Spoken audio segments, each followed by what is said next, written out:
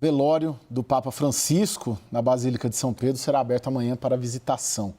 Em maio, cardeais do mundo todo se reunirão no Vaticano para o processo de escolha do novo pontífice, chamado conclave.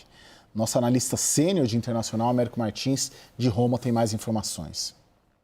O Vaticano confirmou nesta terça-feira que o conclave, o processo de escolha do próximo Papa, deve começar entre os dias 6 e 11 de maio.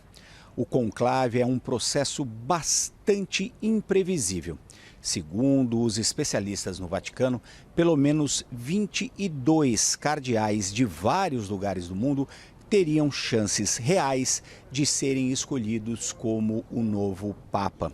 Isso significa que a cada 6 cardeais, um deles teria a chance real de ser escolhido como o Papa. Isso num colégio de 135 cardeais com menos de 80 anos que tem direito a voto. 108 desses 135 cardeais foram nomeados pelo Papa Francisco.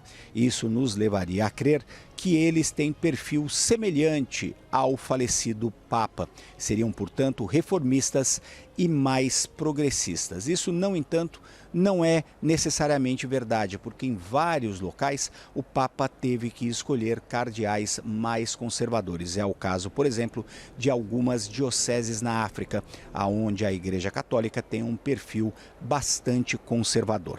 Este conclave também vai ter uma novidade: o peso relativo da Ásia e da África aumentou muito, diminuindo assim o peso político da Europa, que continua ainda tendo o maior número de cardeais eleitores, mas com um peso diluído. O Papa Francisco, nas reformas que fez na Igreja Católica, acabou criando vários novos postos de cardeais em lugares onde esses postos não existiam, como, por exemplo, pela primeira vez, a Igreja Católica tem um cardeal no Irã e também um outro na Mongólia. Os cardeais brasileiros também começam a chegar aqui para a votação, chegar aqui à cidade do Vaticano. São 7 os cardeais brasileiros com direito a voto. 5 deles foram nomeados pelo Papa Francisco. Os cardeais de São Paulo, Odílio Scherer, e o cardeal de Brasília, João Braz de Avis, foram nomeados pelo Papa Bento XVI. Entre os 7 cardeais brasileiros, um deles é considerado como um potencial candidato a Papa, o cardeal Sérgio da Rocha, da Arquidiocese de Salvador. O cardeal Sérgio da Rocha foi muito próximo do Papa Francisco e chegou a fazer parte de órgãos muito importantes aqui da Cúria Romana, em especial um órgão que ajuda a assessorar o Papa. Américo Martins, da Cidade do Vaticano, para a CNN Brasil.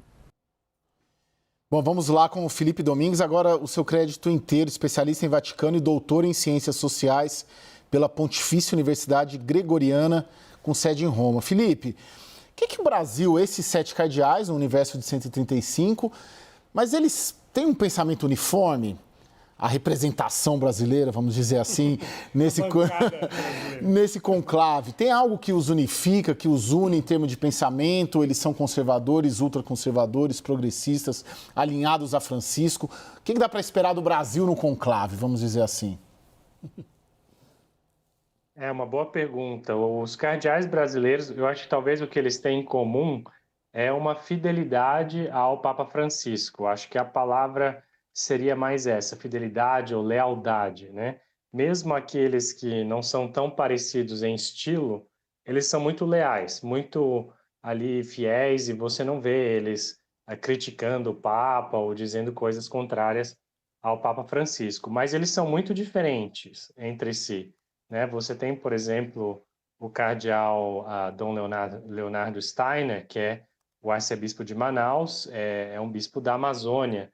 Então, a Igreja da Amazônia é uma das igrejas mais peculiares aí do mundo, né? Tanto é que alguns anos atrás se realizou o Sínodo da Amazônia, né? E você tem já os cardeais de São Paulo, do Rio de Janeiro, Dom Odilo Scherer em São Paulo, Dom Reni Tempesta no Rio de Janeiro, que são cardeais mais digamos, mais tradicionais ou mais contidos, né?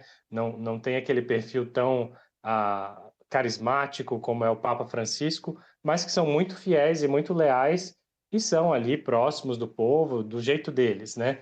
E aí você já tem um cardeal mais jovem, que é o Dom Paulo César da Costa, que é o arcebispo de Brasília, e tem o Dom Sérgio da Rocha, né, que o Américo mencionou, o arcebispo de Salvador, que tem um estilo também muito discreto, embora ele tenha papéis muito importantes na Cúria Romana, até ele participa do Conselho dos Cardeais, que é o C9, é o conselho que ajudava o Papa Francisco a fazer as reformas da Cúria, e ele era membro desse conselho, né? Então, um papel importante, mas você não vê ele falar muito, não é muito midiático, né? E tem o Dom João Brás de Avis, que até pouco tempo atrás tinha um cargo alto aí no Vaticano, já está ali há muitos anos, desde o pontificado do Papa Bento XVI, mas que também não é um cardeal que... Ele é muito próximo ao Papa Francisco em estilo, mas não é um cardeal que fala muito também, abertamente, Então, o na Felipe, imprensa, por exemplo. Então, mas eles são muito diferentes.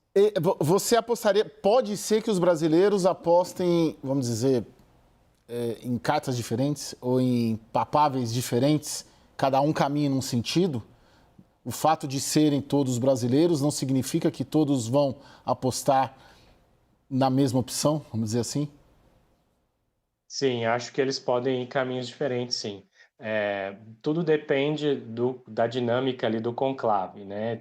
Geralmente, o que acontece? No começo, há uma tendência de pulverizar um pouco os votos, e esse é um colégio cardinalício muito diverso. O Papa Francisco nomeou mais ou menos 80% aí dos cardeais, né?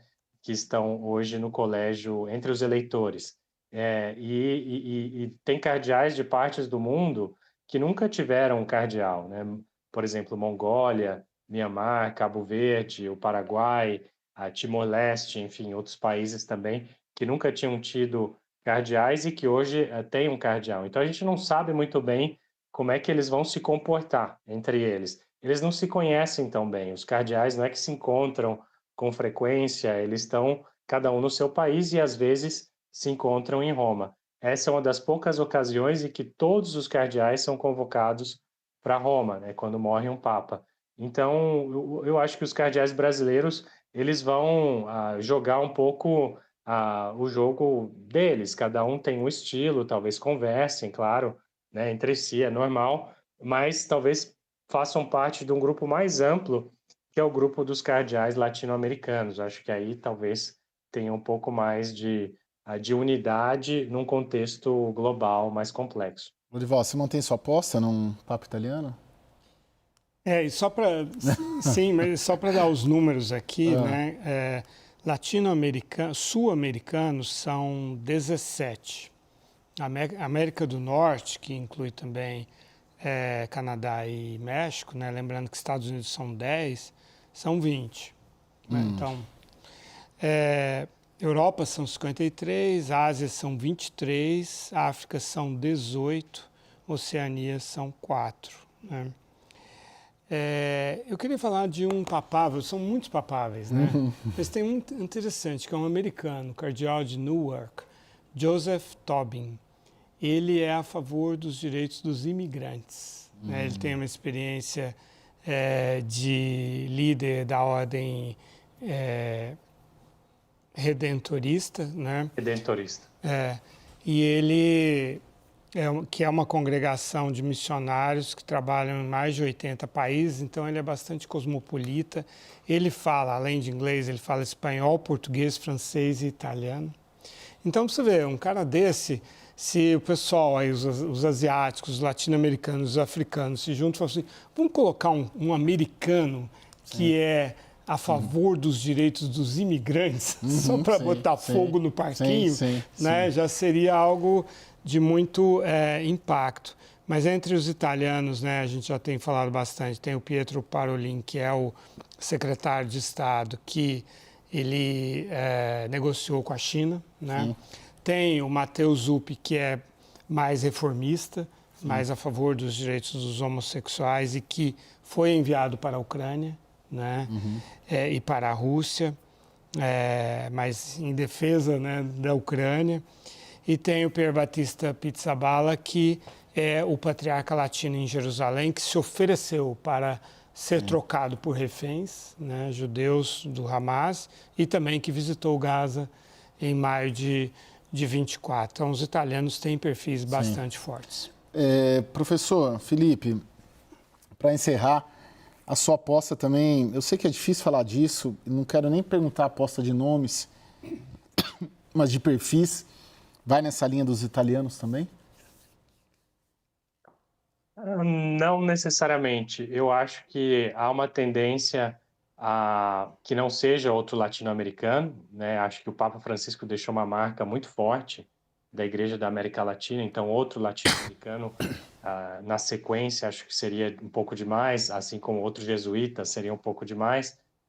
Um americano não é impossível, mas nesse momento os americanos já têm muito poder, né, na Igreja e no mundo. Então, e no contexto de um governo Donald Trump, eu acho difícil que os cardeais apostem no outro americano.